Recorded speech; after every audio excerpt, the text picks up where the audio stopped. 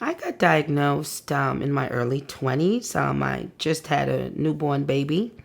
I was living in a domestic violence situation and got severely beaten one night. And I just decided I'm going to leave. You know, it was one of the worst beatings, but I think it was the best because it woke me up.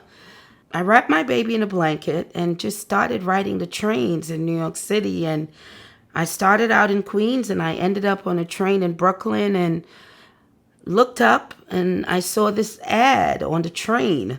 I called that number and a voice really answered. It was a nurse. You know, she identified herself. She's a nurse. And I just broke down and started sharing with her what has been going on in my life. And she asked me, where was I standing? Where was I at the moment? And believe it or not, I was actually standing 5 blocks away from the person I was speaking to. I really got to say, it was my journey started then. I was offered because, again, of the things that I shared that was going on in my life. I was offered to take an HIV test. I got placed into a shelter, and 2 weeks later, I got confirmation that myself and my daughter were both HIV diagnosed.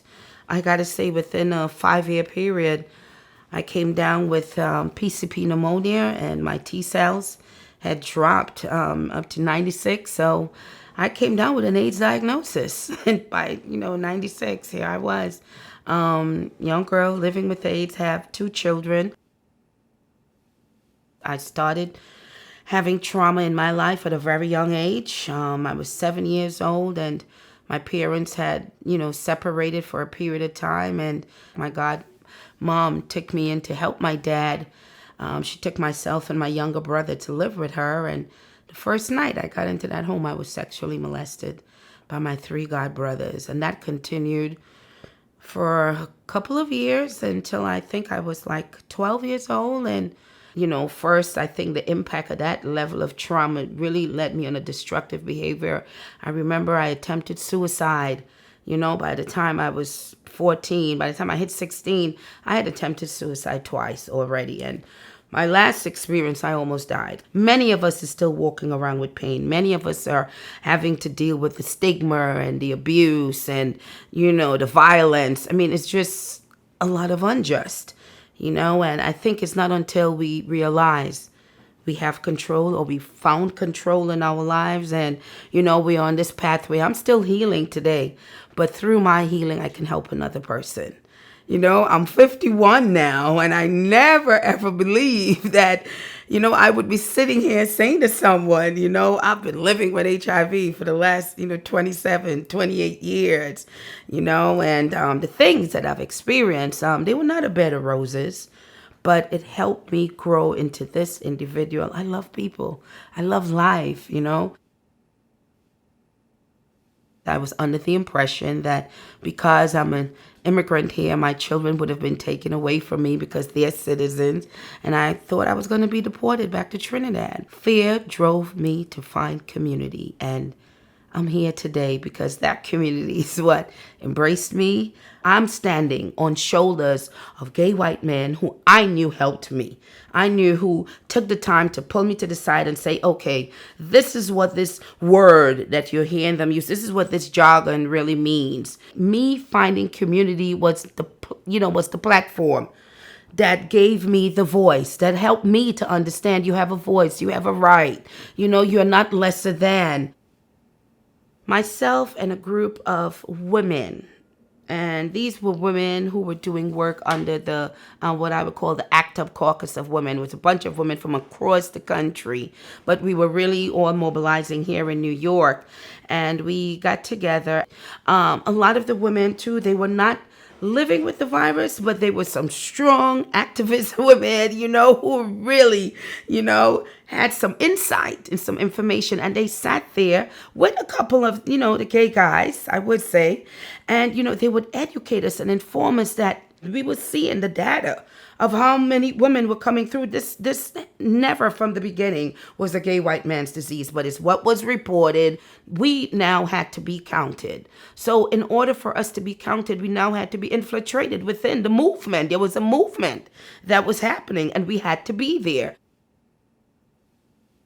When I was asked to go and testify before the Food and Drug Administration, I never imagined that I had such of a value.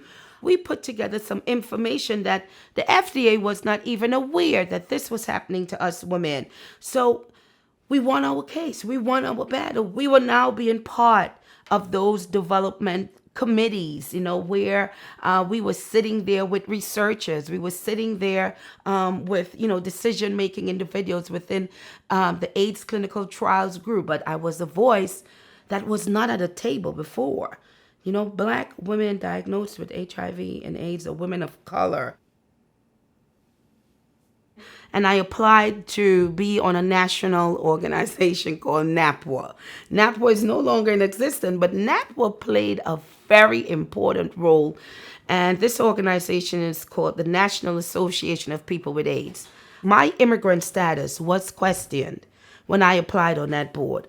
I said, how dare you people question my immigrant role when this organization is the National Association of People with AIDS. It didn't say the National Association of Citizens with AIDS. I said, I'm a person.